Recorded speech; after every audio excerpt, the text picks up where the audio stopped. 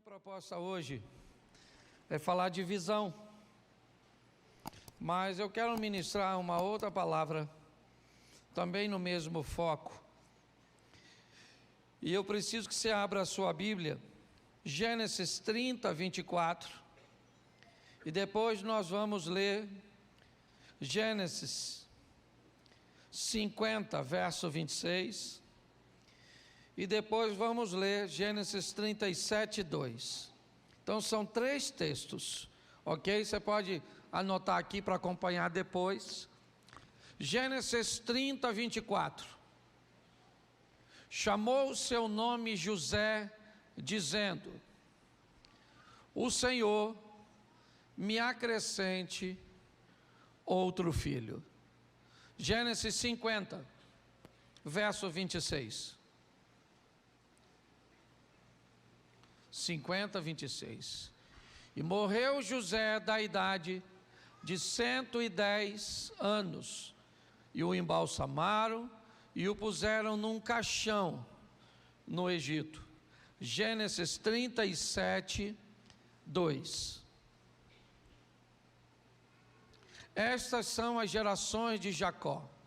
Sendo José de 17 anos, apacentava as ovelhas com seus irmãos. Estava esse jovem com os filhos de Bila e com os filhos de Zilpa, mulheres de seu pai. E José trazia a má fama deles a seu pai. Feche seus olhos. Senhor nosso Deus e Pai, em nome de Jesus, continua falando conosco. Ó Pai, usa-me nesta hora para abençoar a tua noiva, a tua igreja, pelo poder do nome de Jesus. Amém. Glória a Deus. Amém. Bom, eu peguei aqui 3 momentos da vida de José. O primeiro momento, aparentemente muito importante, é verdade, é o momento do seu nascimento. É o momento que ele chega nessa terra. Nada teria acontecido se ele não tivesse chegado. Mas esse é um momento que, na verdade, onde ele não realiza nada, onde a dependência, é muito grande, ele é 100% dependente para tudo. Este é o momento da chegada dele. Quando eu mostrei para vocês Gênesis 50, 26, também é um momento onde ele já não desempenha tanta coisa. Ele tem 110 anos de idade. Do mesmo jeito que chegou frágil, está partindo frágil. Do mesmo jeito que chegou sem produzir nada, está indo embora produzindo pouca coisa. Na verdade, aqui, a representação do que no mundo moderno vemos nas lápides dos cemitérios. Apenas 2 datas é o que consta: a data de chegada neste mundo e a data de partida deste mundo. O que separa essas 2 datas é apenas um tracinho. Apesar de ser pequenininho, de não conter tantos números, é nele que está inserida tudo o que fazemos ao longo de toda a vida. Do jeito que chegamos, sem nada, partirmos sem nada. Do jeito que chegamos sozinhos, partimos sozinhos. É assim que a vida funciona. Há um ditado chinês que diz que quando a partida de xadrez termina, se você é um peão ou se você é um rei, você vai para a mesma caixa. Mas a maneira com que José enxergou a vida, a maneira com que ele enxergou as oportunidades, as dores, as coisas boas e ruins que aconteceram ao longo de 0 a 110 anos, fizeram dele um dos maiores homens nas histórias bíblicas. E eu quero mostrar isso rapidinho. A história, da verdade, o agir de José começa com 17 anos de idade. De 0 a 17 anos, nós vamos falar muito pouco sobre ele. Ele é narrado apenas, certo, como sendo filho de Jacó. Mas 17 anos de idade, a vida de José começa a despontar. Ele é o filho mais novo até então de Jacó. É o filho único de Raquel, que sonhou e lutou tanto para ter um filho. José é alguém que anda na companhia de seus irmãos, os filhos de Bila, os filhos de Zilpa, que também são mulheres de seu pai. É na companhia delas que José, ou dos filhos delas, que José vive o seu cotidiano, o seu dia a dia. E o comportamento desses rapazes, ele se choca com a criação oferecida por Jacó. José conhece e sabe que há um padrão de moralidade que ele e seus irmãos precisam viver. O que define o padrão, ou o que define a moralidade de uma sociedade, é um padrão. Todas as vezes que o padrão é removido, as pessoas não sabem onde precisam se encaixar ou como precisam se comportar. Um dos motivos pelos quais, nós vemos o dilúvio, nós vemos que as pessoas viviam ali fazendo, ou vivendo como queriam. Cada um tinha o seu padrão. E é nesse ambiente que o caos se estabeleceu, a ponto, de Deus dizer: eu vou acabar com tudo isso. Ao contrário de acabar com aquele, ou usando aquele mesmo modelo, o que vemos é um mundo caminhando para o mesmo ambiente do dilúvio, não para ser destruído como ele foi naquela época, mas um ambiente propício para que tudo isso termine com a chegada e com o retorno de Cristo, para buscar a sua igreja. Um ambiente onde cada um faz o que deseja. José é novo, seus irmãos estão oferecendo o padrão, mas é interessante que a ótica de José é diferente da de seus irmãos. Ele é alguém que vive num ambiente onde as pessoas se comportam, oposta ao padrão que receberam, mas José se mantém firme. Ele não se torna um produto do meio, independente, de com quem ele ande, o ambiente que ele frequente. Ele está ali naquele ambiente, mas na verdade aquele ambiente não guia suas condutas, o padrão moral dele, a maneira cuja qual ele resolveu viver, é isso que vai fazer dele um homem brilhante no futuro. Chega um momento que o padrão de José é tão desconfortável para seus irmãos, que os irmãos não toleram mais a presença dele. Não há mais uma maneira pacífica, certo? Eu não sei por que motivo José fala com Jacó, levando informações de um comportamento ruim de seus irmãos. Eu não sei se ele está querendo fazer isso com o propósito de corrigir seus irmãos, e ele sabe que não tem voz ativa, pois ele é o caçula, e talvez esteja bem intencionado em dizer: papai, os meninos não estão se comportando bem,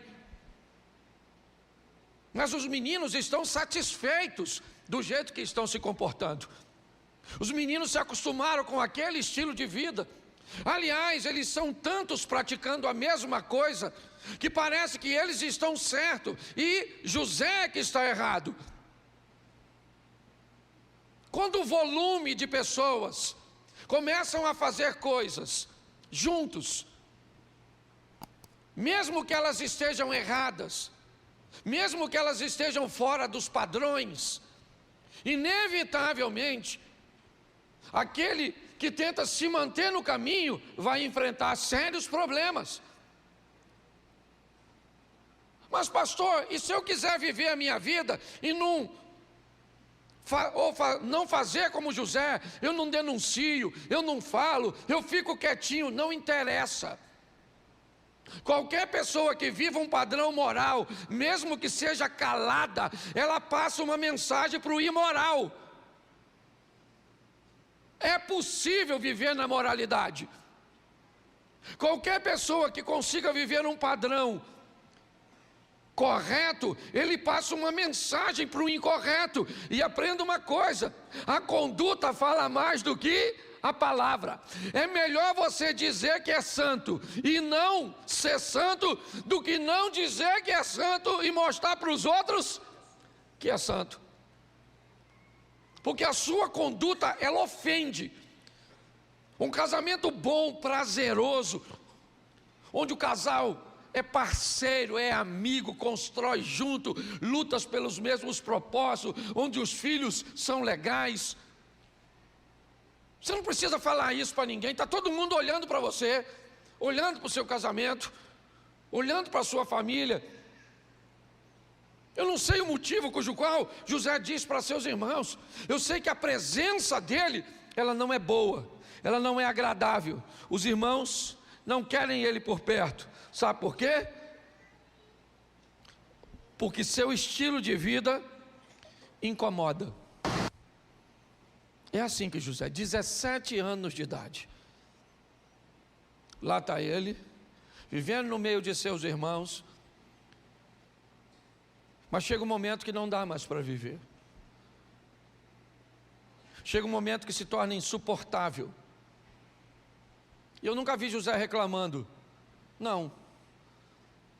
Eu nunca vi José dizendo que não queria andar com seus irmãos.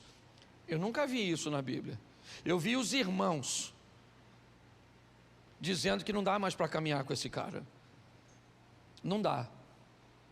Não dá por dois motivos. Não dá porque ele fala com o pai sobre o nosso comportamento.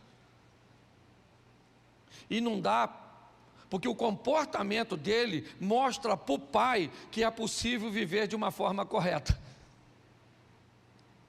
Então não dá mais para ficar aqui.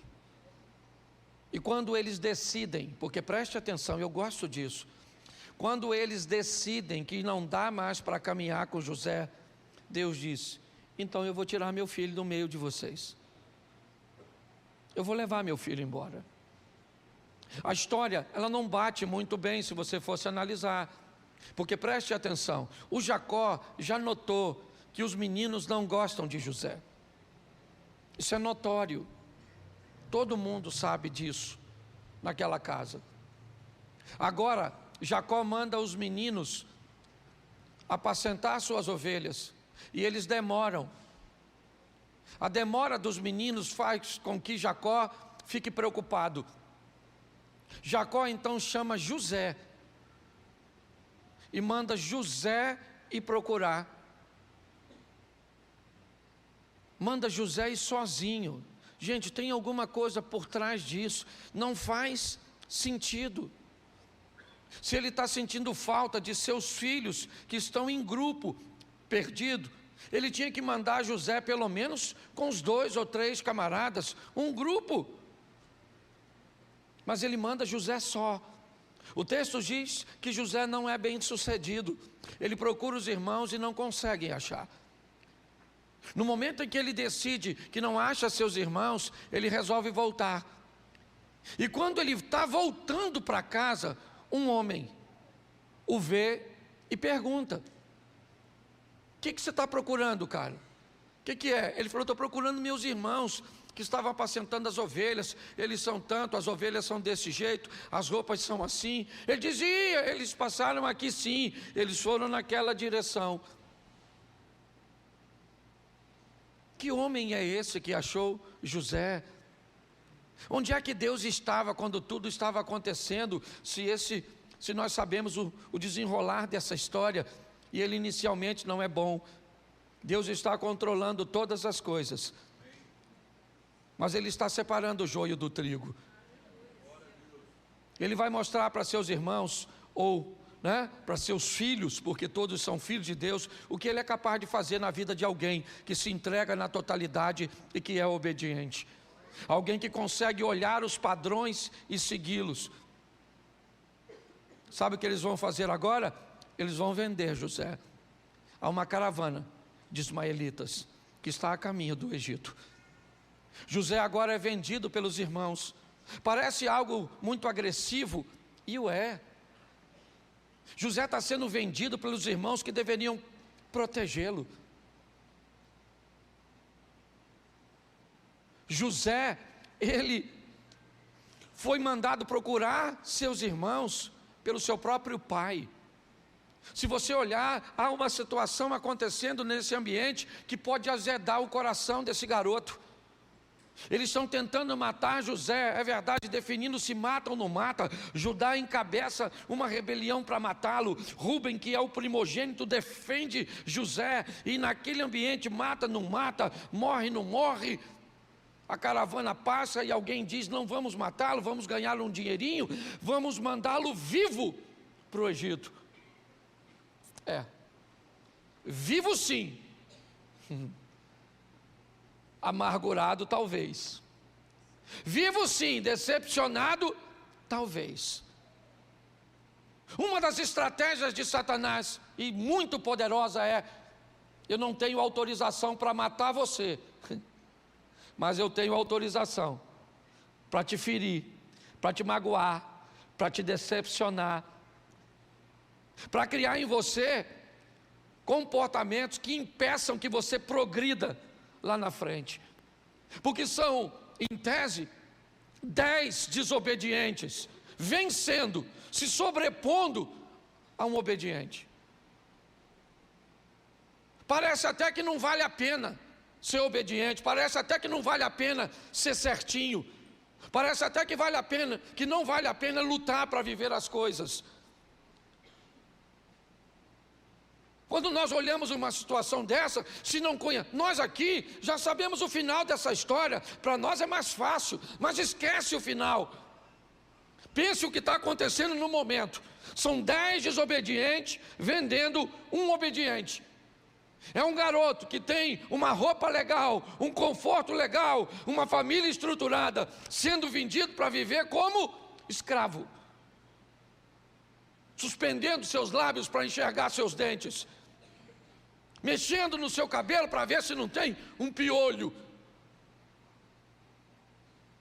Sua roupa agora é a pior, suas instalações são as mais precárias. E quem ele é?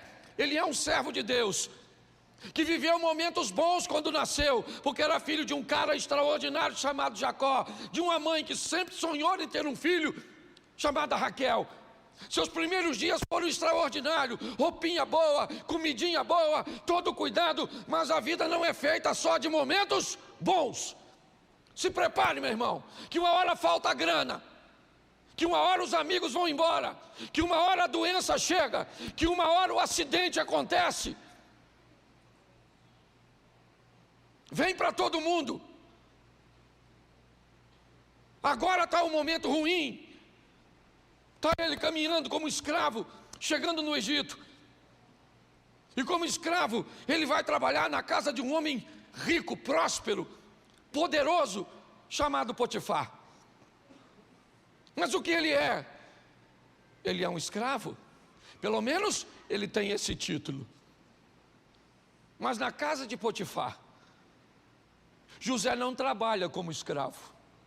A mente dele não é de escravo. A visão dele não é de escravo. Me parece que José está trabalhando para Potifar como se Potifar fosse seu pai. Está trabalhando para Potifar como se Potifar fosse seu Deus. E José foi alguém treinado para fazer sempre o melhor, independente de onde estivesse.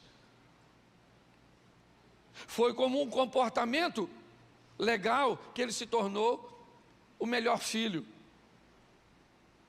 E agora é com um comportamento decente que ele se torna o melhor servo.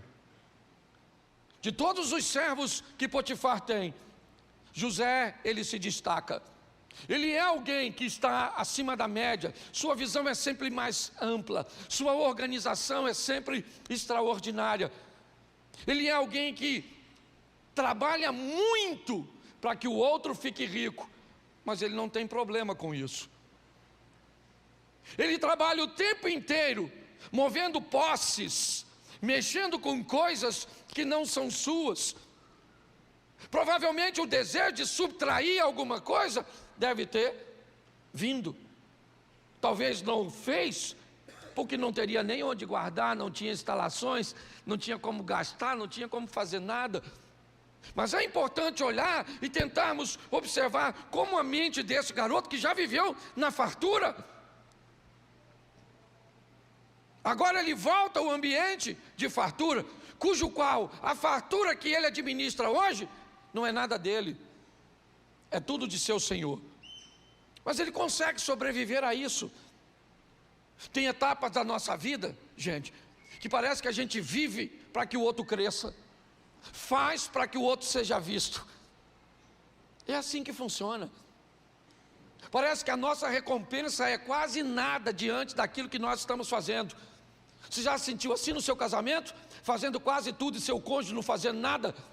Já sentiu assim com seus filhos? Investindo tudo nele e parece que não tem retorno de nada? Já se sentiu assim na sua empresa? Já se sentiu assim na sua igreja? Onde tudo que você faz parece que é canalizado para os outros. Quanto mais você faz, mais o outro aparece e mais você se torna insignificante. Você é capaz de sobreviver a isso? Se for, no final Deus tem bênção para você. Se não for, você vai morrer no percurso. Porque a vida é assim. Você olha hoje para mim aqui, você nunca me viu, né? Carregando banco nas costas, todo domingo de manhã. 15, 20 bancos, atravessando a rua, sozinho. Acabava a escola bíblica dominical, sabe o que acontecia? Todo mundo rapava fora. Ria, gostava, nossa, pastorzão. Na época eu era presbítero. Você é um cara maneiro, nossa, a gente gosta demais. Deus abençoe. E os bancos ficavam. Sabe quem botava o banco nas costas? O irmãozinho aqui. Sabe quem via? Ninguém. Era assim, a turma está aí, lembra? Era assim. Tem época da sua vida que é desse jeito. Ninguém te vê, você sobe na cadeira. Você vem bem vestida, parece que você sumiu. Você é a mulher invisível. Você está na pista querendo arrumar um adversário. Dá uma ajeitada na carcaça, bota na vitrine. Parece que você é a mulher do Celton Mello, a mulher invisível. Tem época que você pega seu currículo que tem tanta coisa e ninguém vê nada. Parece que você é formado em letras apagadas, ciências ocultas. Já se sentiu assim? Tem época da vida que é desse jeito. O cara está lá vivendo na casa do cara, trabalhando, e o outro Henrique isso aí, dinheiro, rolando as coisas e só crescendo. E quem é que fica rico? O Potifar. Eu sei que é difícil. Você vem aqui, se mata, você ensina, você canta, você toca, você faz isso, chega aqui primeiro que eu, vai embora depois que eu, atende gente no gabinete, ajuda as pessoas, faz isso, socorre o fulano ali, o outro ali ora, expulsa os demônios, certo? Um demônio que eu nem conheço e ele expulsou, certo? O outro ali ajuda, organiza, o outro ensina, o outro faz isso. Rapaz, fui na igreja do pastor Cláudio. Nossa, mas que igreja boa. Oh, louvado seja Deus, deixa eu, porque eu já sofri pra caramba. Na minha vez, só de provar um cadiquinho, você está chateado porque alguém está me elogiando. Tem época na vida que é desse jeito. Você faz. E José venceu, não pegou nada. Certo? Aí vem o próximo teste. A mulher do cara, maluco. O texto diz que o cara era eunuco, castrado. Não sei se literalmente castrado. Também sou obrigado a saber a fofoca inteira, certo? Isso a gente chega no céu e pergunta. Mas eu acho maneiro porque ele é eunuco, mas tinha mulher. E aí não é difícil entender por que a mulher dele está de olho num garoto, o Zé. Que se você olhar a história dos homens de Israel, pensa numa história de homem bonito. É porque esse assunto não me interessa, mas se você quiser estudar, fica à vontade, olha, na verdade. Eu não me meto nesse negócio não, certo? Mas só tinha uns camaradas bonitão. certo? Uns caras mesmo. E aí a mulher do cara, a mulher do Potifar, ficou de olho no Zé. Eu imagino ela cruzando com o Zé.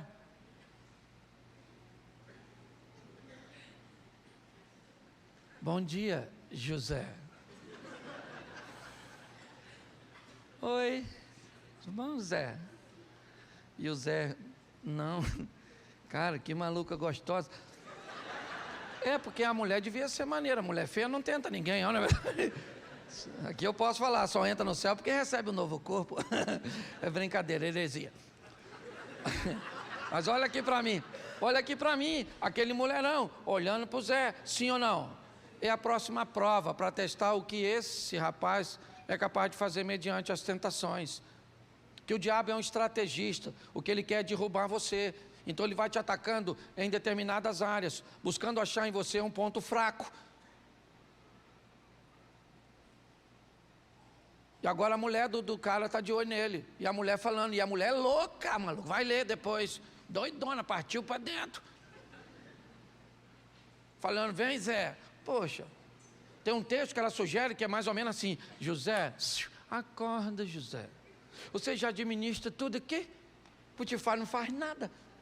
Literalmente nada. Entendeu, Zé? Então vem.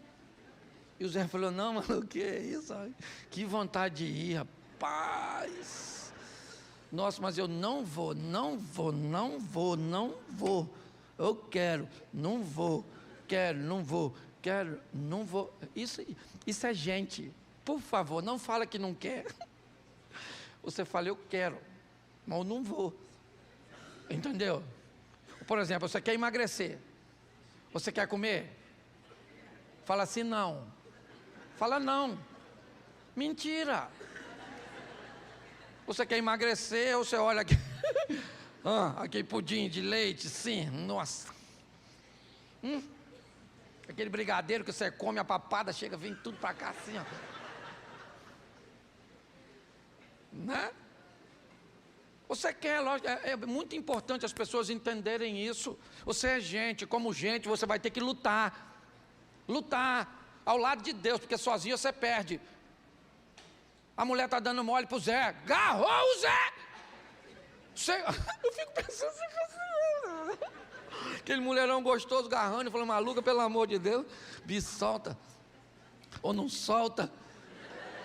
Eu nem sei o que eu falaria. Minha mulher não está aqui, eu estou falando a verdade, né? Ninguém mandou ela embora. Eu estava só no primeiro culto.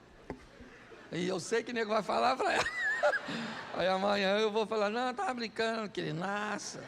Pegava nada, não estou pegando nem você, vou pegar a mulher do Potifar. Não é? Então escute aqui, olhe para mim. Eu quero que você entenda como esse cara enxerga a vida. Porque ele não é nenhum super-homem. Ele é alguém que foi capaz de sobreviver aos exemplos negativos. Ele foi alguém que foi capaz de sobreviver vendo as pessoas que deveriam protegê-lo abusar dele. Troca isso por uma violência doméstica, troca isso por uma pedofilia, troca isso por um estupro. Porque quem estupra, quem abusa, são pessoas que deveriam, ou na maioria das vezes, proteger. E qual é o interesse? Amargurar seu coração. Encontre um homem no percurso que abuse de você e nunca mais seja feliz ao lado de um. Assista um homem bater na sua mãe. O propósito do maligno é esse. A vida é desse jeito. E nós precisamos sobreviver a isso. E agora ele está nesse ambiente. Só que esse ambiente não é mais para ele. A hora que ele passar no teste, a vida vai levá-lo para o próximo nível. Pare de reclamar e passe logo. Você está entendendo? Porque Deus vai te levar para a próxima fase da sua vida. E você vai viver o extraordinário de Deus. Ele pegou a mulher, sim ou não? Não pegou. Mas a mulher louca se sentiu rejeitada. Um dia ela agarrou o Zé, sozinho, se testemunha. Me pega, Zé. O Zé, não. E o Zé saiu correndo, deixou a capa para trás e ela ficou gritando: tarado do Egito, tarado, tarado, maníaco. E quem é que chegou? O Boitifar. Aí o Boitifar chegou e falou: o que está acontecendo? O que se passa? Ela falou: o quê? Eu vou falar para você. Esse tarado do Zé tentou me violar. Eu, uma mulher decente. Olha, eu te garanto que se Potifar tivesse a certeza que José fez isso, José estava prendendo o Zé, mano. Sabe o que me encanta no Zé? É que o José, ele poderia chamar o Potifar. Falei: ô Potifar, cheguei. Pô, maluco, tomo conta das suas coisas um tempão. Nunca mexi em nada, não vou mexer nessa dona. É gostosa, mas é sua. Pô, cara, não peguei não, cara. Aliás, é ela que está me dando mole. Não peguei porque ele não quis. Ele podia falar isso, sim ou não? Mas morria. Porque você tem que saber que nem toda verdade pode ser dita. Porque você pode pensar que é valente, mas tu é tolo. Valentia e tolice andam muito perto. Entendeu, querido? Antes de falar alguma coisa, pense. O Zé ficou quietinho. Sabe para onde foi? Para a prisão. Imagina ele chegando lá. Aí, ó, mais um humilhante. E o que é que o José falou? Que todo mundo que chega na cadeia fala: sou inocente. Sou uma conspiração contra mim. Alguém falou: aqui todo mundo é inocente, mano. Na verdade, a prisão é um ambiente de um engano generalizado. Bandidos somos nós que estamos soltos. Eu vi esse dia o cara reclamando, o bandido, Zé, estava reclamando, porque que fazendo greve lá, manifestação, porque não tem encontro íntimo. Quer ter encontro íntimo, não vai ser preso. Aliás, eu nem sei, porque eu que não sou preso. É uma luta. O cara está com mais direito que eu. Vou fazer manifestação aí na rua também. E você pensa que você está rindo de mim ou de você? Então volta aqui. Pensa. Chegou lá, falou que é inocente. Mas inocente ou não, ele está preso, sim ou não? Mas na prisão, a prisão não muda a ótica do cara. José é José na casa dele, José é José na cisterna, José é José na casa do Potifar, e ele é José na prisão. Um cara que vive ao lado de Deus, e onde ele está, Deus está com ele, pronto. Está na casa dele, vai prosperar. Está na cisterna, não morre. Está na casa do Potifar, o cara prospera. Está na prisão, o cara prospera. Tudo bem que ele era. Prosperar na prisão era ser o quê? Líder do Comando Vermelho do Egito.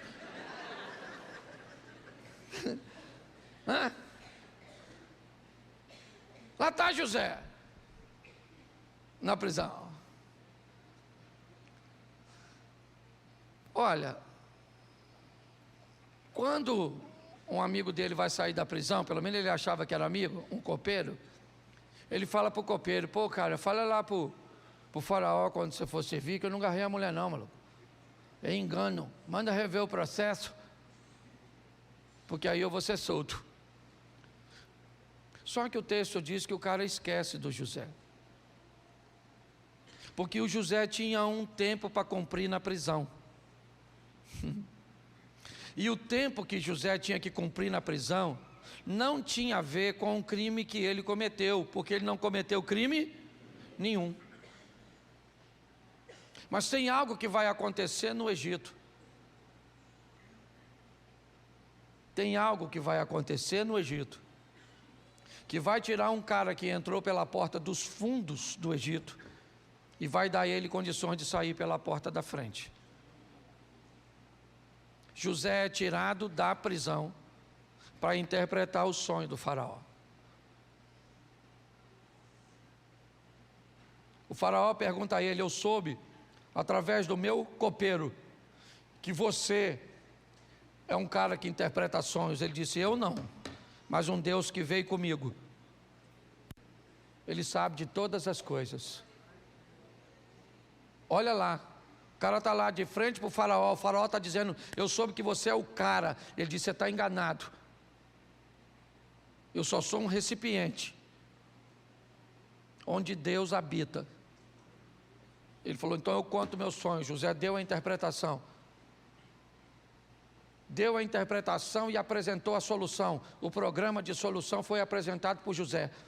José dá ao faraó aquilo que o faraó não pediu. O faraó diz, me dá a interpretação do sonho. José dá a interpretação do sonho. No final ele diz, muda o seu sistema de plantio, muda o seu sistema de armazenamento, mude o seu sistema de distribuição. O faraó falou, pô, o cara entende de tudo. José falou, coloca um homem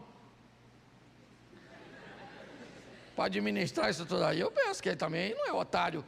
Um homem apto. O faraó falou, é tu. Ele falou, é eu mesmo, é isso aí. Agora você recebe um novo nome, Zefanete Paneia. Agora você vai, certo? Uma nova casa, uma casa maneira. Deu uma mulher para ele, dele. Eu gosto dele com o coração limpo, porque se fosse uns crentes que eu conheço, quando virou governador, ia falar assim, faraó, espera aí. Vou na casa do Potifar. Eu mando nele agora e naquela maluca que me botou na prisão, então deixa comigo. Chama o Potifar aí. Fala que é Zefanete Paneia. Governador do Egito. É isso aí, cara. Sair da prisão para governar. Pensa. E aí chega o Potifar e a mulher dele. E o Zé fala, ai maluco, fala agora que eu peguei ela. Não, fala você, dona, fala agora. Se eu te peguei, não peguei porque não quis.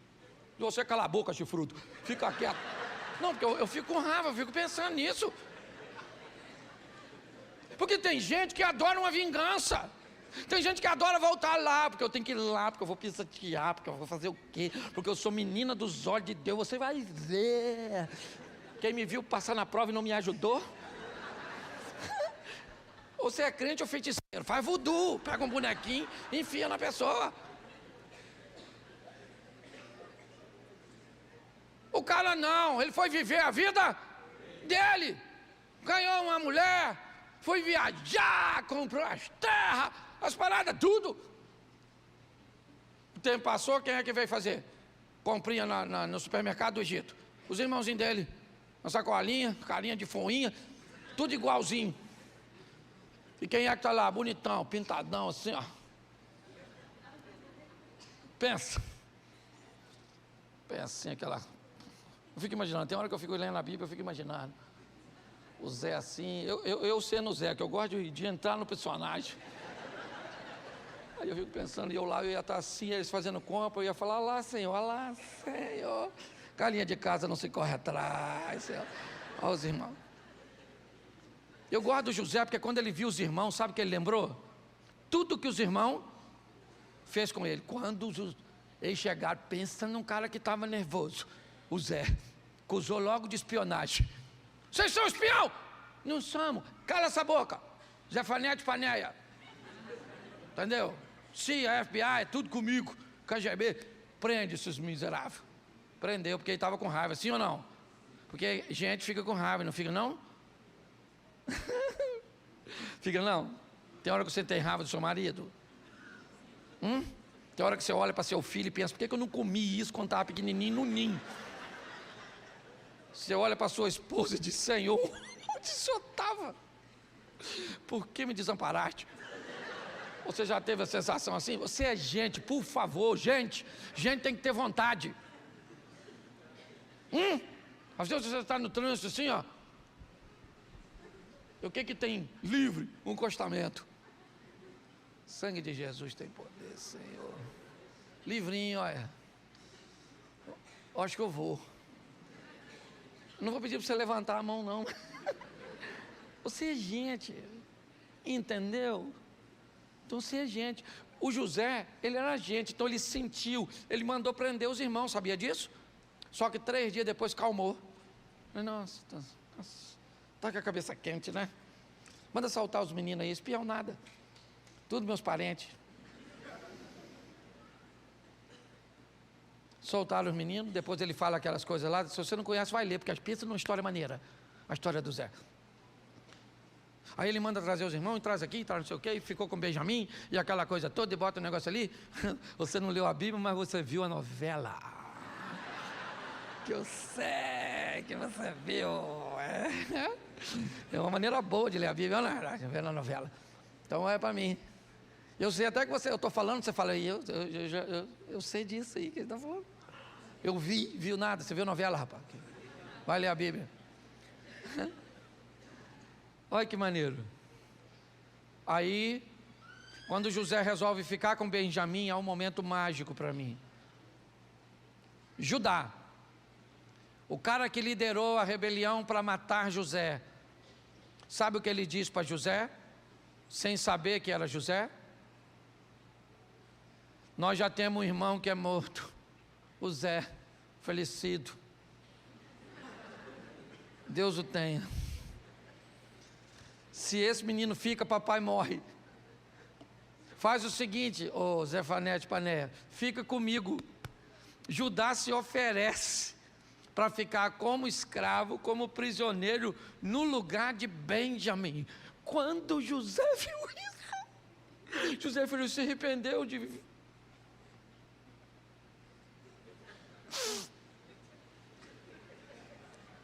Falou para todo mundo, sai, que está acontecendo um negócio aqui. O texto diz que ele gritava de chorar. Você vê que tinha umas dores esquisitas no coração de Zé. E os irmãos olhando assim, o que está chorando? O Zefanete.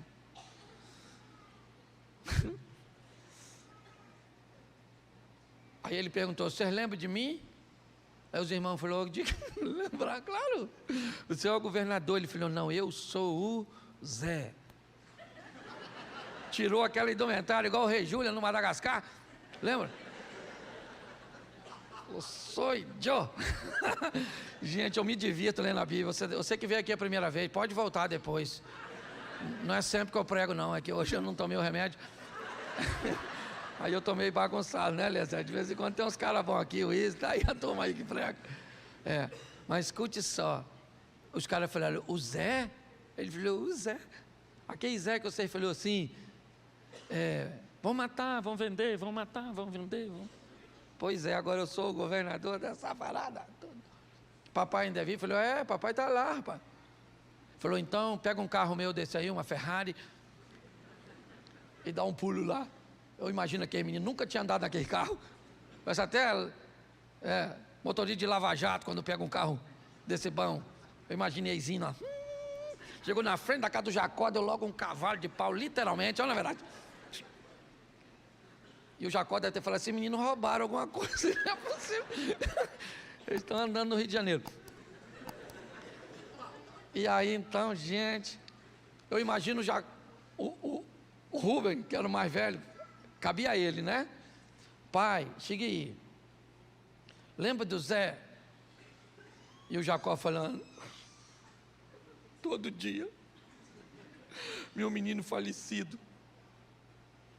E o Rubem falando, pois é.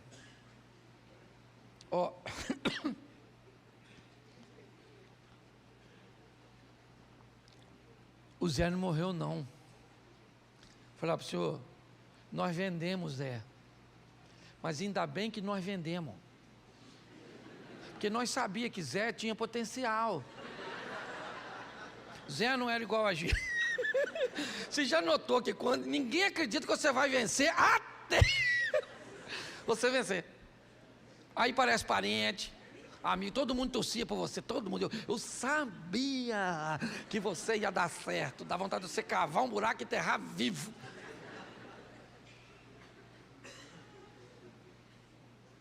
Os irmãos falaram, agora nós estamos lascados. José falou, nada, querido. Vocês não me venderam. Olha que coisa fantástica. Vocês não me venderam. Deus me mandou na frente para a conservação da alma, para vocês não morrer. Deixa eu falar uma coisa, Deus está no controle da sua vida. Eu não sei se hoje você está na cisterna, se você está na casa do seu pai. Eu não sei se você está na casa do Potifar, que é legal, ou você está na prisão que é ruim. Eu não sei se hoje você está com raiva. Eu não sei. Eu só sei de uma coisa: não desista, vá até o final. Porque no final você vai ver como Deus recompensa aqueles que vivem segundo os seus padrões. É só isso. A vida é dura para quem é mole. Então vamos embora, vamos viver. Aprendendo, tem dia que vai ser bom, sim ou não? Tem dia que é ruim. Tem época do seu casamento que... Mas tem época do seu casamento que você fala: meu Deus do céu, pessoa certa que eu casei. E esse menino, esse é um Einstein, um menino inteligente, bonito igual o pai. Nossa, essa sogra, isso é um presente de Deus, isso. Chegou numa vassoura e agora tem asa. Não é verdade? E você vai acreditando que Deus tem o melhor para você. Você pode ficar de pé? Hoje quem veio visitar não volta nunca mais. Eu estou com medo de quem já está aqui ir embora. Feche seus olhos. Deixa eu orar por você só por uma coisa. No seu percurso aí, aconteceu alguma coisa que azedou seu coração? Eu não quero saber o que é. Quem tinha que te proteger, quem tinha que te ajudar.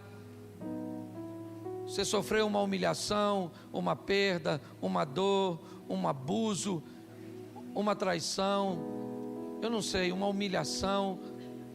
Pode ter sido pelo seu pastor, pelo seu chefe, pelo seu pai, pelo seu avô, pelo seu cônjuge. Eu só queria que você saísse daqui como José, limpo, para continuar vivendo.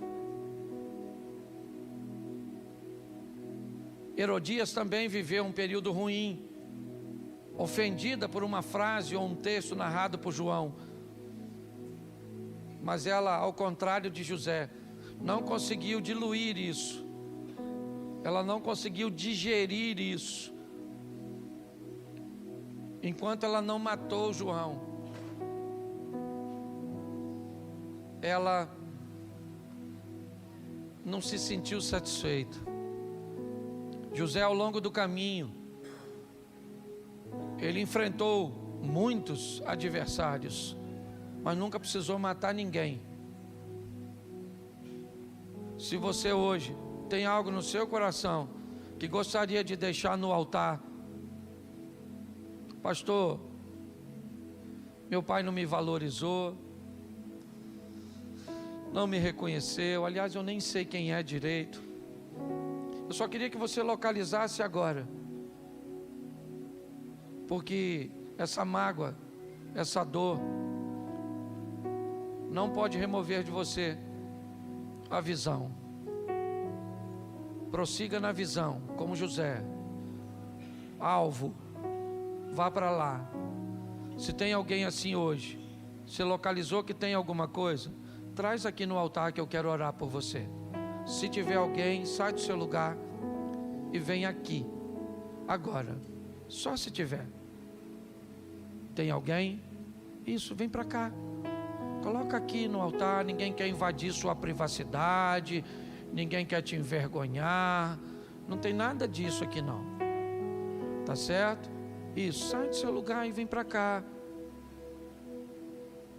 O que nós queremos é que você receba de Deus força para prosseguir, força para continuar. Isso. Não te matou, fará de você mais forte. Não te destruiu, vai dar a você uma nova chance. Isso, vem para cá.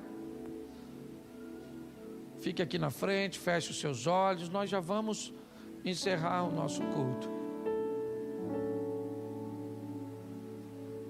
Isso. Glória a Deus.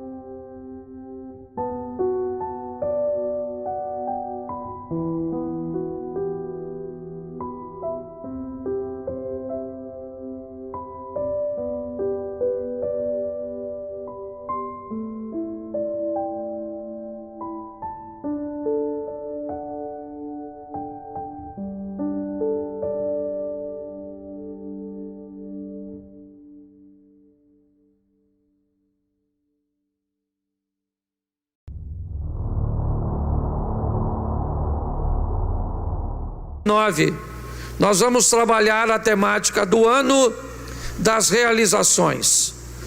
A hora de transformar os seus projetos em algo concreto, materializar as suas expectativas, tornar viável seus sonhos. Essa é a nossa tônica no ano de 2019. E o que precisamos para isso?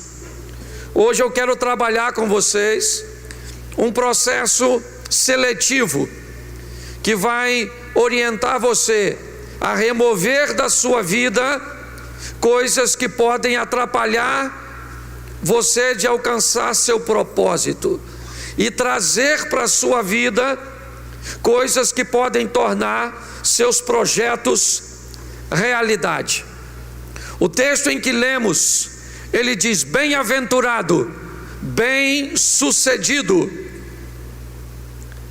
alcançará êxito, terá sucesso, viverá vitória o homem que eliminar de sua vida 3 tipos de pessoas. Na orientação do Salmo 1, eu serei bem-aventurado se evitar conviver com ímpios. Eu serei bem-aventurado se eliminar os pecadores. Eu serei bem-aventurado se me afastar dos escarnecedores. Eu preciso entender que a convivência, que o relacionamento, que a proximidade com determinados tipos de pessoas podem ser tão nocivas, tão tóxicas, tão danosas, que pode me levar ao fracasso. Permitir que alguém que não deveria estar, não deveria fazer parte, faça parte ou esteja, pode ser ruim. Vamos ilustrar isso? Jonas. O capitão do navio prepara sua embarcação para fazer uma viagem de Jope a Tarsis. Ele prepara tudo e já fez aquela viagem diversas vezes. Ele conhece a rota, ele conhece a condição climática, ele é um hábil e destro capitão. O que ele não sabe é que na bilheteria alguém comprou o ingresso, seu nome Jonas. Ele entra no barco do capitão. O capitão não cometeu pecado, o capitão não era profeta, não recebeu sinalização para pregar para ninguém, mas ele vendeu o ingresso de sua embarcação para Jonas, e por causa de Jonas, seu barco vai afundar. Por causa de Jonas, seu barco vai a pique. Tem alguém na sua equipe de trabalho que não deve estar lá, pode levar seu negócio à falência. Tem alguém na sua equipe ministerial que não deve estar lá, pode jogar seu ministério na falência. Tem alguém próximo à sua família, aos seus filhos, que não deveria estar presente, pode levar tudo à ruína. Então, criar um processo seletivo, estabelecer uma conduta onde você seleciona quem faz parte verdadeiramente de sua vida, é uma das maiores decisões que você pode tomar. Permitir alguém estar inserido na sua vida e essa pessoa não deveria estar, pode colocar tudo a perder. O que você vai ouvir agora pode te parecer chocante, mas é uma grande verdade. Aprenda, a Bíblia diz que eu tenho que amar a todos, mas não preciso gostar de todos eles. Escute isso, eu amo a todos, sem distinção, mas eu não gosto de todos.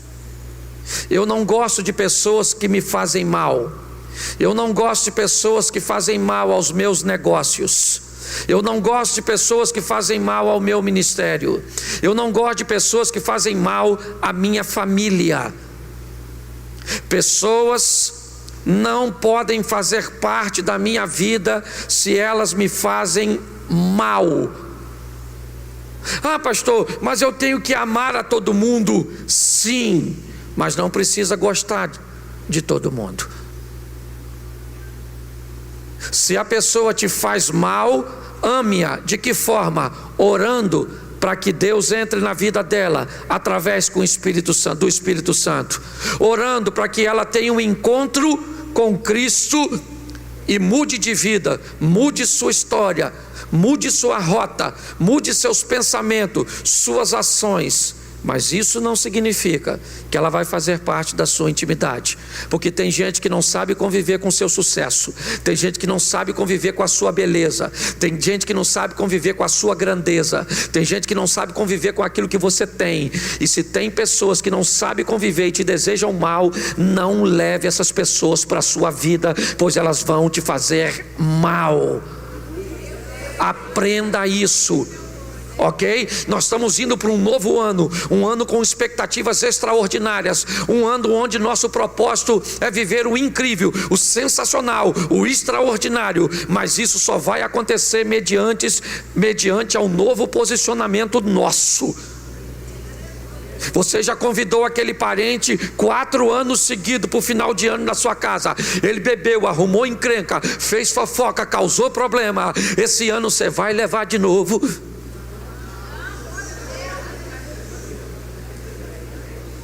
Você está conseguindo entender?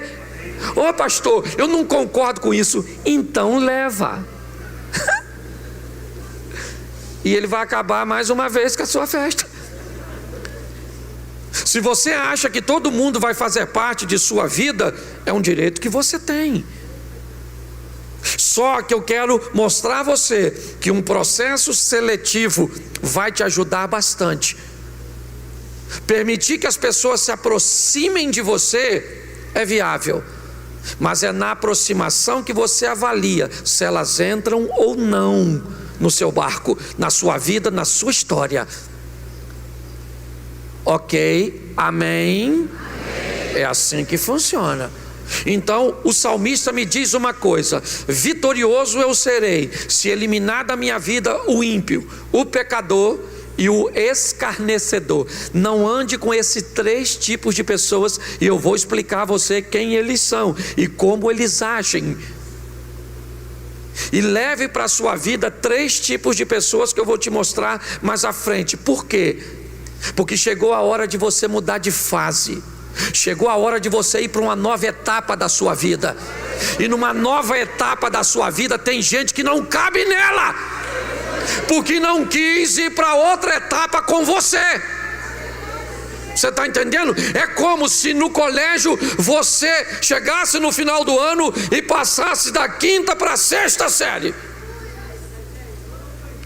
e alguns dos seus amigos ficassem reprovados na 5ª. Eles vão com você para a 6ª? Você vai ficar com eles na 5ª? Então, querido, você foi para outro nível intelectual, outro nível mental, outro nível espiritual. Você está em outra vibe. Então não leve a Austrália contigo. Aprenda que tem gente que vai ficar pelo caminho, e é assim que funciona. Todos têm a mesma oportunidade, mas nem todos a aproveitar. É assim que funciona. Então o que é um ímpio segundo a Bíblia? Um ímpio é um indivíduo que não tem respeito a Deus, não tem respeito pelo bem, faz mal sem sentir incômodo algum e rejeita a moralidade. Esse é o ímpio. Quem pode ser esse ímpio? Seu irmão, seu melhor amigo de infância. Seja quem for, ímpio não pode entrar. Se não respeita a Deus, não entra na tua vida, porque Deus para você é acima de tudo.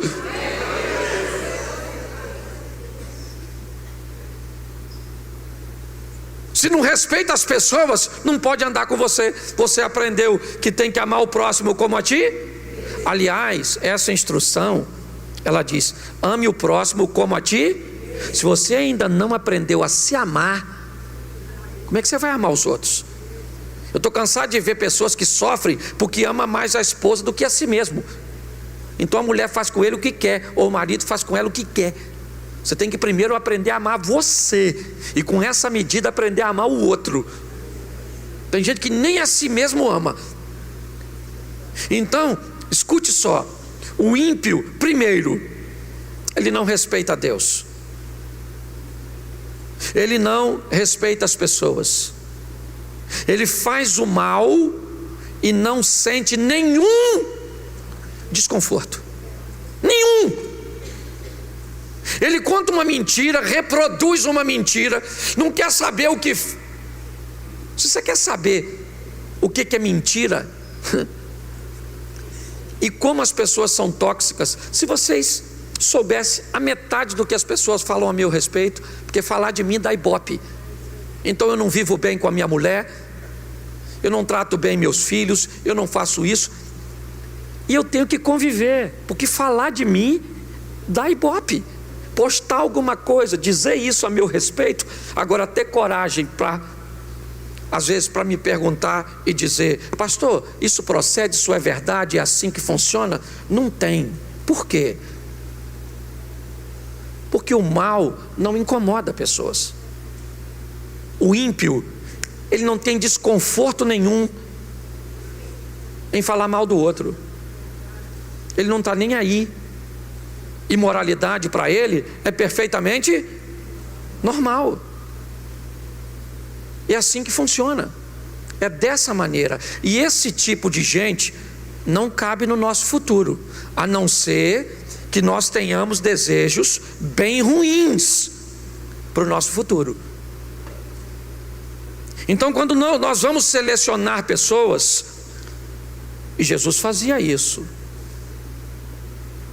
havia uma multidão que vivia um pouco mais longe, havia 70 que viviam um pouco mais perto, havia 12 que eram bem mais próximos, havia 4 que ficavam bem pertinho, havia 2 que eram mais próximos, havia 1 que ele morava na casa dele.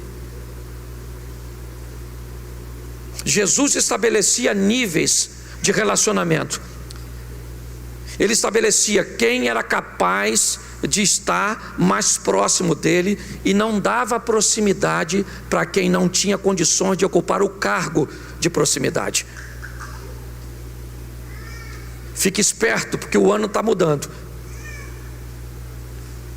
E no ano de 2019 está na hora de você descartar todo mundo que tem que ser descartado. E preste atenção, não é porque é ruim que você vai descartar, é porque não cabe no seu futuro. Seu futuro não cabe cabeça de bagre. Seu futuro não cabe gente medíocre. Seu futuro não cabe gente que não respeita a Deus, que não quer o bem das pessoas, que não se incomoda de fazer o mal. Esse tipo de gente você tem que tirar do seu caminho, porque senão o seu futuro, segundo o Salmo 1, não é de bem-aventurança. Andar com pessoas erradas, permitir que elas se aproximem, abrir a gaveta de suas emoções para elas, vão te gerar sérios problemas. Então, ímpio é ímpio. Mas é meu primo. Dana-se, não vai andar comigo. Eu vou encontrar, eu vou cumprimentar: ô meu irmão, tudo bem, Deus te abençoe, mas eu não quero caminhar com você. Você não está indo para o mesmo lugar que eu. Sua rota não é a mesma que a minha. O que você quer para o seu futuro não é o que eu quero para o meu. Então a gente não vai caminhar junto. Isso não significa que você é ruim. Você simplesmente não é alguém para caminhar comigo, para compartilhar comigo. A Bíblia diz isso: bem-aventurado o homem que não anda com ímpio, não estabelece o mesmo estilo de vida, nem se detém no caminho dos pecadores. Presta atenção, ele não diz: não ande com pecadores. Ele diz: cuidado com aqueles que se detêm no pecado. Pecador todo mundo é. Mas o que é um pecador que a Bíblia manda eu evitar de convívio? É o camarada que respeita a Deus. O ímpio não respeita a Deus, o pecador respeita a Deus, quer fazer o bem, se incomoda quando faz o mal e gosta da moralidade. Esse é o pecador. Mas pastor, por que eu tenho que evitar esse? Porque o pecador que nós temos que evitar é aquele que sabe tudo isso, mas acha que é impossível viver desse jeito. Ele respeita a Deus, ou sabe que Deus existe, mas não é fiel. Ele quer o bem das pessoas, mas não faz. Ele se arrepende quando faz alguma coisa de ruim, mas volta a fazer de novo. É aquela pessoa que para ele o estilo de vida que a Bíblia propõe é para todo mundo, menos para ele. É surreal. Não é viável viver desse jeito. Ele sabe o que é certo, mas não faz o que é certo. Ele gosta do que é certo, mas não tem aquilo como estilo de vida. E esse tipo de pessoas não pode fazer parte de 2019. Vai ter que ficar para trás. Conhece a Bíblia, conhece os textos, conhece os hinos, conhece tudo. Ele só não pratica. Eu fui numa palestra há uns 3 anos atrás, e o camarada abriu a palestra dele dizendo assim: 3, eu acho que tinha um pouco mais, porque ele estava falando de um smartphone, eu não lembro agora o modelo. Mas na palestra dele ele disse assim: eu sou um milionário, e eu não penso como vocês pensam. Ele disse. Ele disse assim: quando saiu o smartphone, eu mandei um funcionário meu ficar na fila para comprar um smartphone. E vocês devem pensar, isso é a narrativa dele, aspas. Vocês devem pensar que eu queria um smartphone. Mas quando ele chegou com o smartphone, eu coloquei em cima da minha mesa e abri o smartphone.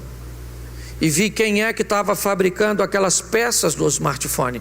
Porque era com aquelas empresas que eu teria que me associar. Olha só. Enquanto todos queriam o smartphone, o camarada, a mente dele estava muito além. Nós precisamos entender que precisamos caminhar. Se queremos voar alto, não dá para caminhar com galinha, tem que caminhar com águia. Se queremos viver coisas grandes, temos que caminhar com gente que pensa grande. Cabeça de bagre, borra botas e Zé Ruela tem que ficar para trás na pista. É isso aí. A hora é de viver o incrível, o sensacional, o extraordinário. Por quê? Porque é isso que Deus tem para mim e para você. Mas para viver isso, você tem que andar com gente que acredita que isso é possível. Então saia de perto desse povo. Terceiro, escarnecedor. Aquele que zomba, aquele que afronta, aquele que difama, aquele que faz fofoca. Sai de perto desse povo. Tudo que vem falar é da vida dos outros. E presta atenção. Enquanto você poderia estar falando da sua vida, do seu sucesso, do que você vai fazer, você perde tempo conversando com esse tipo de gente. Tem gente que só chega perto para contar desgraça. Viu, menino? O que aconteceu? Garota, que roupa é aquela que ela veio no culto? Ela sentou, você viu a cicatriz da cesárea? Que é isso? Você viu ele daquele jeito? Aquele outro, ele não prestava atenção no culto. Um cara que vê alguém que não está prestando atenção no culto, o que ele está fazendo?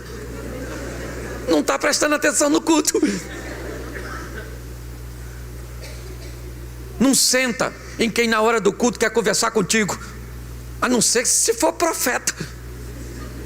Você quer falar comigo? Então fala aí agora. Não vai falar nada não? Vai falar o quê? Nós estamos no culto, você quer falar comigo, é Deus querendo falar com... Ah, não é Deus? Então cala a sua boca, que eu estou aqui para falar com Deus.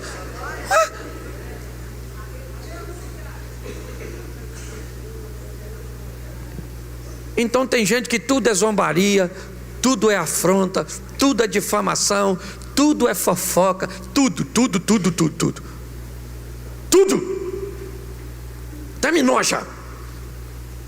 Sabe? Tem gente que não sabe, não é maduro para entender que ninguém entra aqui pecador 7 horas da noite ou 7:30 e sai daqui santo às 9. É um processo paulatino, gradativo, onde Deus vai entrando e o pecado vai indo embora. Então aqui você ainda vai ver muita gente caminhando conosco, que às vezes tem um jeitinho afeminado. Por quê, pastor? Porque tem.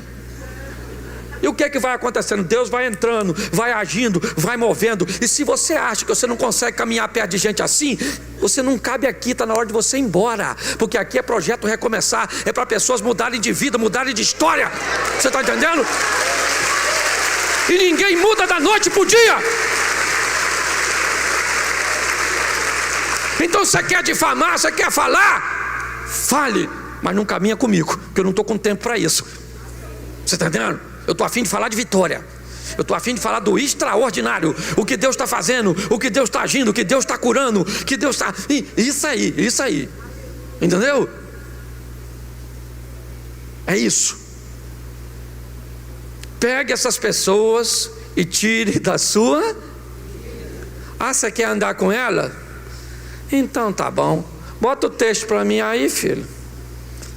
1 Coríntios 15:33. Vou te falar o que a Bíblia diz do seu futuro, se você quer andar com esse tipo de gente. Não vos... Olha o alerta. Não vos enganeis. As mais corrompem. Quer andar com as tralhas? Ímpio, pecador, escarnecedor. É só uma questão de tempo até você se tornar ímpio, pecador ou escarnecer. É assim que funciona. A Bíblia está dizendo. Será que a Bíblia está falando os bons costumes corrompem as más conversações? É os bons costumes que muda? O de lá, sim ou não? É a má conversação que corrompe? Sim ou não? Então evite essa história. Evite. Ah, pastor, mas eu sou um evangelista, eu gosto do sistema de evangelismo.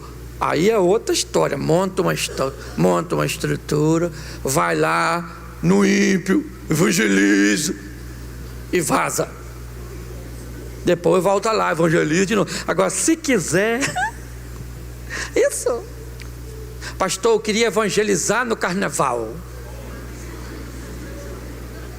Tem gente que faz com muito louvor, mas é para qualquer um? Você está lá, a mulher sambando, quase pelada. E eu sei, ô querida, você quer Jesus ou quer eu?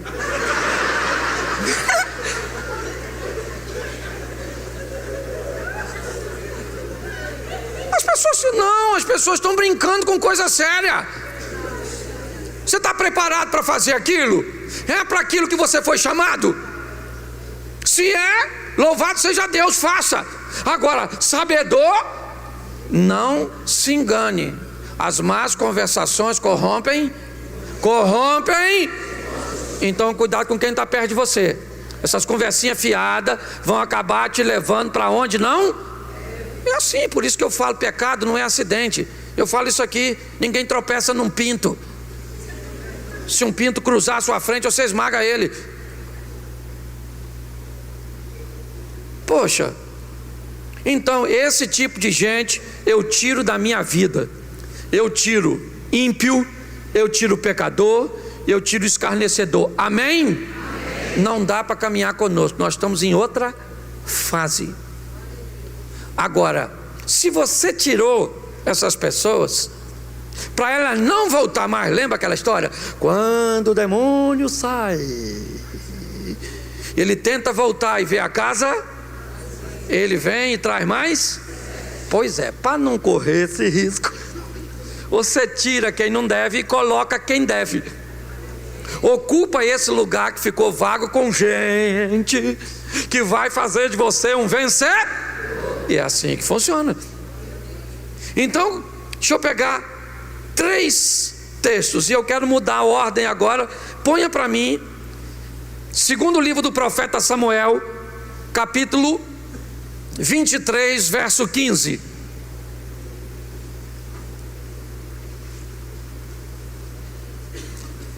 Segundo Samuel: e teve Davi desejo e disse: quem me dera beber da água da cisterna de Belém, que está junto à porta. Deixa esse texto aí por enquanto. Davi, ele quer beber da água da cisterna de Belém. Qual o problema? Belém está dominada pelos filisteus, mas ele gostaria de beber da água. Olhe bem, verso 16: então aqueles 3 valentes romperam pelo arraial dos filisteus, tiraram a água da cisterna de Belém, que está junto à porta, tomaram e a trouxeram a Davi. Querido, quer ser vencedor? Tenha valente andando perto de você. Tenha gente que quer tornar seu sonho uma realidade. Belém estava sitiada pelos filisteus, dominada. Os 3 homens. Davi disse: eu quero beber daquela água, quem me dera. Os 3 homens disseram: vamos lá buscar água para ele, vamos tornar o projeto dele, o sonho dele, uma realidade. Tu tem que ter gente que chuta pro mesmo gol que você, gente que torce por você, que fica feliz com a sua. E tu pensa que isso é fácil? Não é não.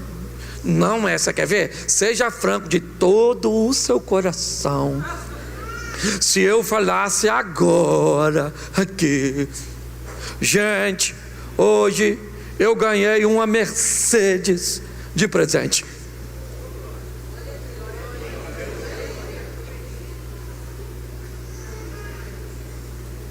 A maioria, se não quase todos, pensaria: poxa, podia ganhar uma Mercedes também, né?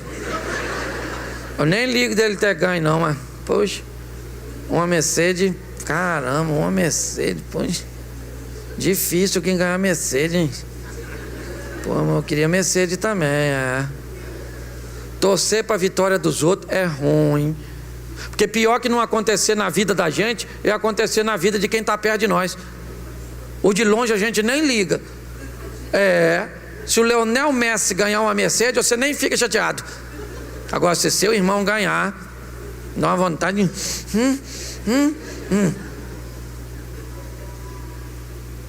Por isso que eu falo, você tem que andar com quem sonha, com quem quer ir adiante, com quem... Você quer ver? A senhora quer casar, aí a senhora vai contar seu sonho para uma menina que ainda não casou. Aí você fala assim: menina, eu estou querendo casar, mas eu quero um homem rico, alto, louro, dos olhos azul, crente, fiel, romântico. A outra que não casou, menina, esse homem não existe. Acorda, garota, acorda, se enxerga. Você nem tem atributo para receber um homem desse. Agora, se você contar essa história para uma pessoa que sonha, se tiver uma amiga sonhadora e contar isso, enquanto você está contando, a amiga já está assim, ó, querendo que você acabe de contar. E a hora que você acabar, ela fala: pois é, garota, eu quero moreno. alto. Porque quem sonha gosta de sonhar, e quem não sonha detesta. Então tu fica andando com quem não sonha, com quem não tem futuro, com quem não estudou. Você anda com quem não tem perspectiva, o que você vai ter? Nada. Então você olha Davi andava com porque ele era o quê? Porque ele era valente, ele andava com o quê? Ele era o quê? E por ser valente, ele andava com o quê? Você é inteligente? Então você anda com quem? Você é trabalhador? Você anda como morcego? Você é fiel? Você anda com adúltero? Isso. Você está entendendo? Traga gente que vai jogar combustível nos seus sonhos. Não ande com gente que vai jogar água no seu sonho. Você fala que quer. Eu quero sair daqui e morar no Recreio, numa mansão onde a água bata, espirra, gota em mim. Aí alguém olha para tu. Você é louco? Você foi criado na beira do rio, Xerém, comendo inhame, Itaioba, até bucha. Quem aqui já comeu aquelas buchas de tomar banho? Oh meu Deus, aí ó, eu também comi. A gente fazia igual abobrinha, não é verdade? Quando era novinha, oh meu Deus, deu até água na boca. Oh meu Deus. Agora, olha que estranho. O cara diz que é inteligente, mas anda com gente. Diz que é valente, mas anda com covarde. Não está batendo esse negócio. Davi era valente, sim ou não? Então fazia parte da equipe dele gente que era. Então, cara, lá na sua faculdade está assim de gente que serve a Deus. Chega lá e acha, só que você não é valente para procurar. Aí fica uma cambada pequenininha arrumando encrenca com você, escarnecendo de você. Você é crente, menina? Você deve ser virgem. Isso é doença. Você fala, sou virgem sim, meu filho. Sou virgem. Se quiser pegar esse corpício, tem que aceitar o meu Jesus, trabalhar, porque eu sou cara. Aliás, toda mulher, não é? Toda mulher decente é cara. Tribufu é que é baratinho, não é verdade? A mulher maneira são cara, lógico. Oxe, você tem que andar com gente que está na mesma vibe. O cara é valente e ele tem gente andando com ele que é. Então ele falou, eu estou com vontade de tomar uma água da cisterna de Belém. Os caras falaram, vamos lá pegar água. Alguém deve ter falado, perigoso, hein? Ele falou, nós somos valentes ou não são? São. O cara que anda com a gente matou o gigante e nós não vamos pegar uma aguinha para ele? Vamos lá pegar água. Foi lá pegar a aguinha e trouxeram para o Davi. Falou, Davi, aqui é a água. Da onde? Da cisterna de Belém. Davi falou, não vou nem tomar isso. Eu vou oferecer a Deus esse sacrifício, porque vocês se arriscaram. Mas eu imagino que o que eles fizeram deu a Davi, olha bem, a satisfação de andar com gente que estava na mesma diretriz que ele. Era assim que funciona. Então você tem que trazer gente para perto de você, que vai tornar seus sonhos reais. Isso. Segundo o livro dos Reis, capítulo 5, verso 13. Isso é tudo para 2000 porque o 18 já acabou. Entendeu? Você tem que sair hoje, pegar aquele namoradinho seu, ímpio, pecador. Entendeu? Aprender a falar não. Fala não. Fala não. Isso, não tem que ter cara de não. Não.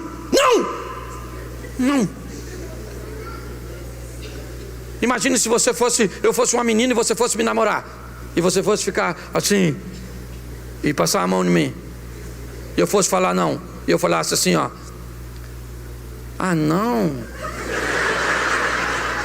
Isso é não? Isso é não? Isso é o quê? Aí ele vai parar? Aí ele vai fazer de novo, como é que eu vou falar? Não. Não, garoto. Ah, não. Não. Isso não é não. Vai namorar, o cara passou o limite, empurra ele, diz assim, ó, não! Quer ir pro inferno, vai sozinho. Jeová, manda fogo nele. Destruiu o menino. Você tem que saber o que você quer dessa vida. Você está achando que você está rindo de mim? Você está rindo de você. Verso 13. Então chegaram-se a ele os seus servos e lhe disseram: meu pai, se o profeta te dissera alguma coisa ou alguma grande coisa, porventura não a farias? Quanto mais dizendo ele: lava-te e ficarás. Presta atenção. Naamã está com uma comitiva. Chega em Dotã, na porta da casa de Eliseu. Eliseu não o recebe e diz a ele: vai se lavar 7 vezes no Jordão. Naamã falou: eu? De onde eu venho, em Damasco, tem rios mais limpos que o Jordão. Não poderia eu me lavar lá e ficar curado? Eu vou embora. Mas ele estava com a turma maneira. Lembra daquela frase que a gente ouvia dos pais? Diga-me com quem andas, eu lhe direis isso. Eu sei que sabe qual é o problema? Eu estou cansado de ver gente vivendo a história do patinho feio. Ele é um cisne, mas está no meio dos patos. E todo mundo falando: você é feio, você é feio, você é feio, você é feio. Até que um dia ele olha e descobre que ele não é pato, ele é. E aí ele saiu do meio dos patos e foi viver com. Está assim de gente, querida, assim. Você não é pato, você é cisne. Está na hora de sair do meio dessa gente. Está na hora de mudar essa mentalidade sua. Transformai-vos pela renovação da vossa mente, para que descubra qual é a boa, perfeita e agradável vontade de. É assim que funciona. Naamã está sozinho, sim ou não? Não. Quando ele vai embora, os camaradas que estão com ele dizem: espera aí, senhor, olhe bem, ele é o comandante geral.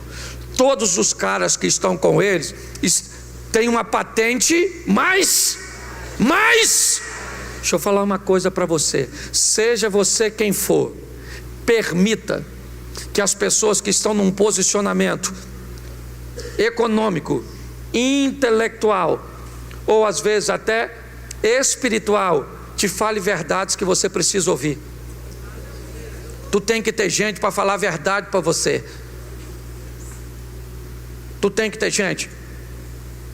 Você se arruma, às vezes, para vir à igreja, para na frente do seu marido e pergunta: essa roupa está boa para eu ir? Ele tem que ter coragem para te falar: tem não, velho, sai na roupa aí para a igreja não.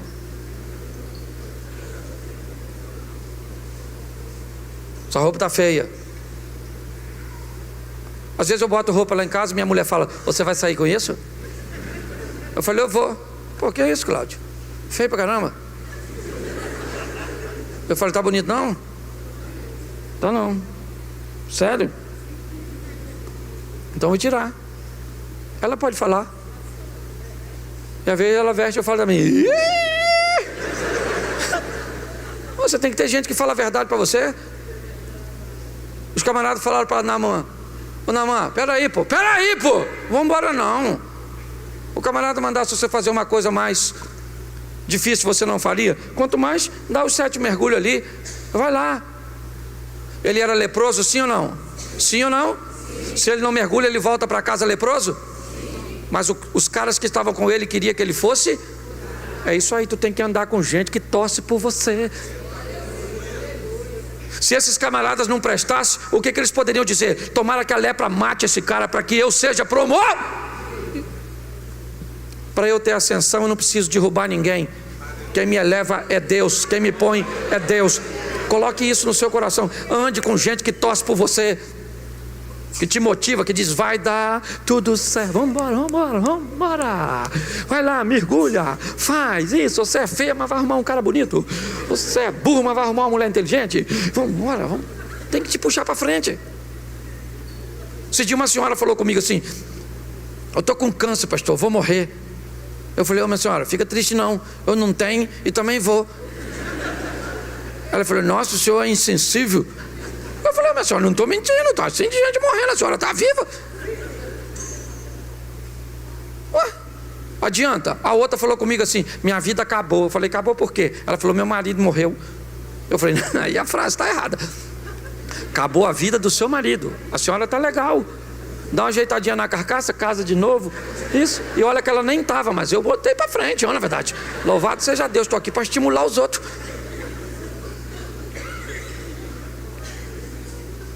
Eu sei que é difícil. Para homem isso é difícil. Maridos, quantos maridos tem aqui? Deixa eu explicar uma coisa para você, você quer ver?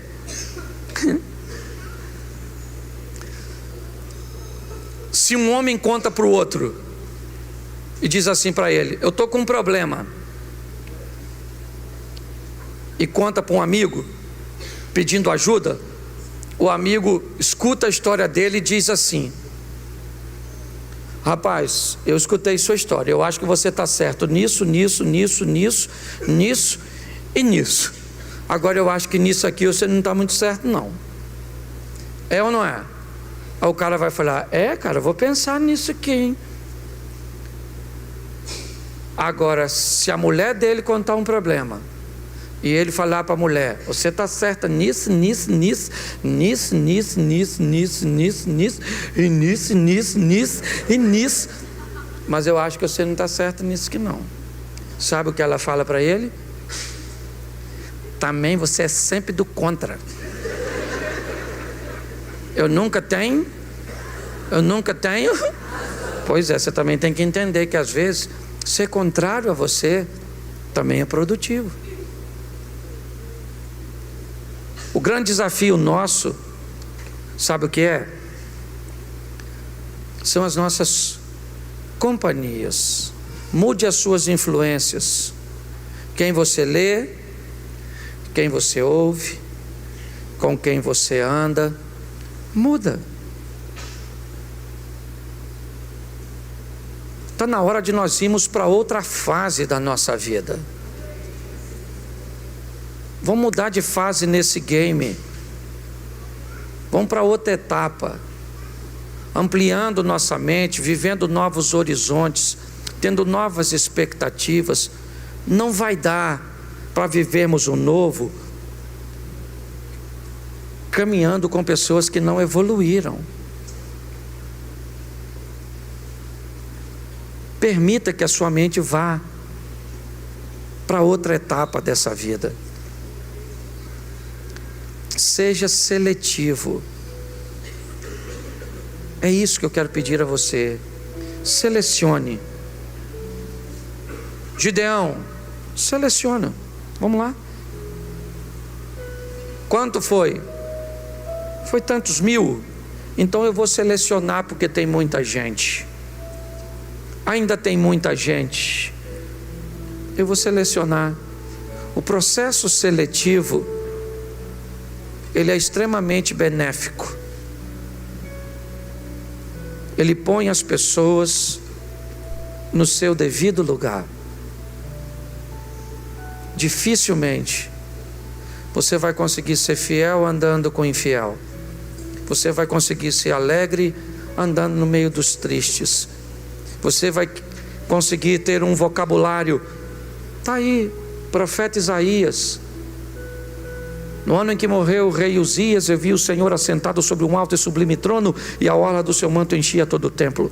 Os serafins estavam acima dele, e cada um deles tinha 6 asas. Com 2 cobriu o seu rosto, com 2 cobriu os seus pés, e com 2 voava e clamava: santo, santo, santo é o Senhor dos exércitos, toda a terra está cheia da sua glória. Então os umbrais das portas se estremeceram com a voz do que clamava, e a casa se encheu de fumaça.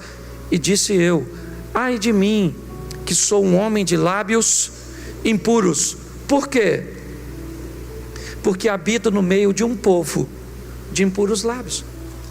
Isaías diz: eu fui conviver com gente que tinha lábios impuros, eu também fiquei com lábios impuros. Eu termino aqui. Quem assistiu o Rei Leão? Lembra dele? Lembra quando Simba vê Mufasa, seu pai, morrer numa estourada de gnu? ele é o herdeiro do trono, e seu tio, Scar, diz a Simba que a culpa é dele, Simba foge. Na fuga de Simba ele encontra um porco e um suricato, Timão e Pumba, que quando vê o leão diz: esse cara vai nos comer, então vamos convencê-lo de que ele não é leão. Hakuna Matata, vamos viver de qualquer maneira. E o leão começa a comer larva. Lembra disso? Lembra? Isso. O tempo passou, e o macaquinho com um cajado, que devia ser pastor, chega no ambiente e diz a Simba, que agora já é um leão, mas que vive de maneira dissoluta, e diz para Simba: eu conheço você, você é Simba, você é filho de Mufasa, tem um reino te esperando. E ele diz: não, isso é passado.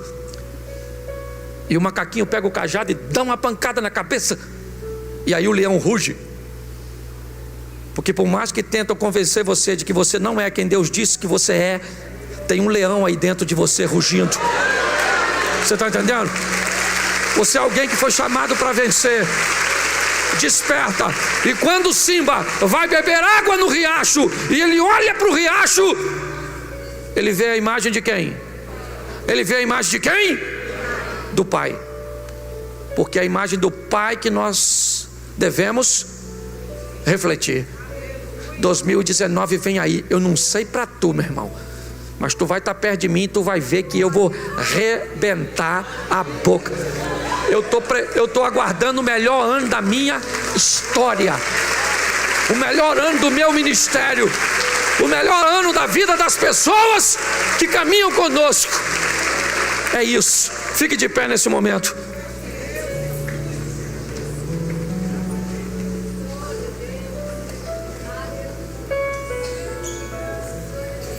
Feche seus olhos. Feche seus olhos. Pode fechar que ninguém vai pegar nada seu. Mas se tiver algo de valor, segura. Feche seus olhos. Pai,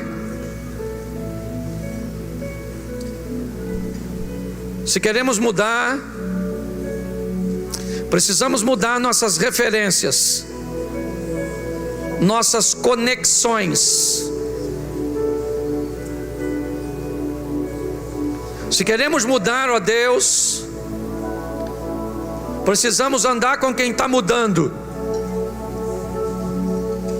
Se queremos viver milagres, temos que estar perto de quem está vivendo milagres. Um ano promissor vem por aí, Senhor, e a Tua palavra nos ensina, pelo profeta Jeremias, que eu bem sei os pensamentos que tenho a respeito de vós, e eles são de paz, são de futuro próspero. Em nome de Jesus, Pai, toma nossa vida, nossa casa, nossos negócios, a nossa família e tudo que temos, pois vamos viver o fantástico, o extraordinário. Será o ano da conversão dos filhos, será o ano da restauração do casamento, será o ano da formação, ó Deus.